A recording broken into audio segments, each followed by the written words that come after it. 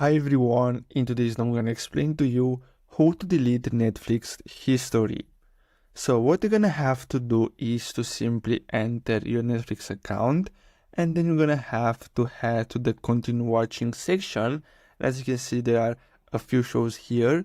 So in order to delete Netflix history, you're gonna have to simply select a movie or a show you want to delete from your history and click the remove icon here. As you can see, the button here, and basically you're gonna have to simply choose a reason, or you just have to simply click on just cleaning app, and basically that's all you have to do in order to delete Netflix history. So I really hope you found this video helpful. Don't forget to like and subscribe, and I'll see you in the next video. Thanks for watching.